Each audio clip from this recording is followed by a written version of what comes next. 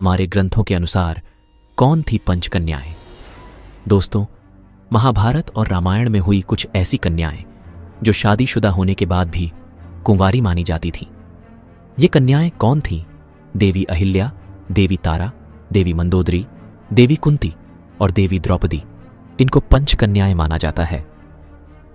इनमें से देवी अहिल्या, देवी तारा और देवी मंदोदरी ये रामायण में हुई थीं और देवी कुंती एवं देवी द्रौपदी महाभारत के समय हुई थीं। आइए जानते हैं कि कैसा था इनका जीवन। देवी अहिल्या ये गौतम ऋषि की पत्नी थी। कहा जाता है कि देवी अहिल्या इतनी कामुक छवि की थी कि देव, दानव और गंधर्व सभी देवी अहिल्या के स्वरूप से अत्यंत प्रभावित थे, परंतु देवराज इंद्र कुछ ज्यादा ही प्रभावित थे। इसी कारण जब गौतम ऋषि अपने आश्रम से बाहर गए थे तो मौका देखकर देवराज इंद्र ने गौतम ऋषि का भेष बदलकर देवी अहिल्या के साथ संबंध बनाकर जाने लगे। तो वापस लौटते समय ऋषि गौतम ने देवराज को अपने ही रूप में अपने ही आश्रम से जाते हुए देख लिया और सारी बात समझ गए। क्रोध में आकर ऋषि गौतम ने देवी अहिल्या को श्राप दे दिया।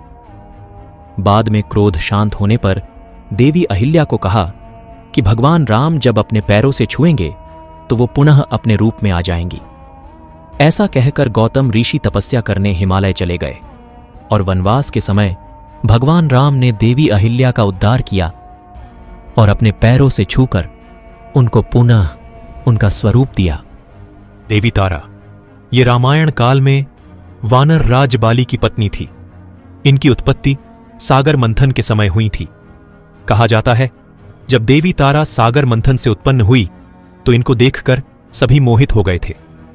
तब वानर राज बाली और सुसेन दोनों इनसे विवाह करने का प्रस्ताव रखने लगे, जिससे दोनों महाबलियों में युद्ध की गंभीर स्थिति पनपने लगी।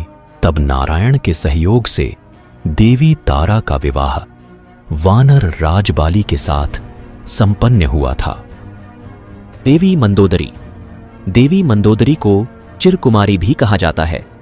ये पंच कन्याओं में से एक थी। इनका जन्म हेमा नाम की एक अप्सरा के गर्भ से हुआ था। इनके पिता मायासुर थे। कहा जाता है मायासुर माया जाल फैलाने में निपुण था। मायासुर ने ही महाभारत काल में पांडव राजकुमारों के इंद्रप्रथ में माया का निर्माण किया था। और मंदोदरी ने ही लंकापति रावण के लिए अमृत चुराया था, जिसे विभीषण के द्वारा रावण की नाभि में स्थापित किया गया था, जिसके कारण रावण लगभग अमर हो चुका था। आइए अब बात करते हैं महाभारत की। देवी कुंती और देवी द्रौपदी ये महाभारत काल की कन्याएं थीं जो पंच कन्याओं में से मानी जाती थीं। देवी कुंती ये यदुवंशी राजा शूरसेन की पुत्री थी। वसुदेव और सुतसुभा की बड़ी बहन और भगवान श्री कृष्ण की बुआ थी। नागवंशी महाराज कुंती भोज ने शूरसेन से कुंती को गोद ले लिया था। कुंती को पहले प्रथा के नाम से जाना जाता था। देवी कुंती हस्तिनापुर नरेश पांडु की पहली पत्नी थी। देवी कुंती को महर्षि दुर्वासा ने देवी कुंती के सेवा भाव से प्रसन्न होकर एक मंत्र दिया था, जिससे वो किसी भी देवता का आवाहन कर उस देवता के समान तेजस्वी पुत्र प्राप्त कर सकती थी। देवी द्रौपदी को महाराजा द्रुपद की पुत्री माना जाता है।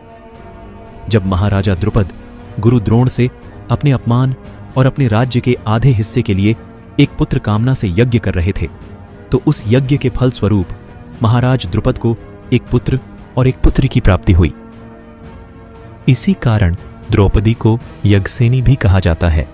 कई जगह देवी द्रौपदी को महाकाली का अवतार माना जाता है, जो पृथ्वी पर पापी राजाओं के अंत के लिए आई थीं, और देवी द्रौपदी की पूजा भी किया जाता है। तो कुछ लोग देवी द्रौपदी को ही महाभारत युद्ध का कारण मानते हैं। मित्रों, आपको क्या लगता है? क्या महाभारत युद्ध का कारण सिर्फ द्रौपदी थी या कुछ और?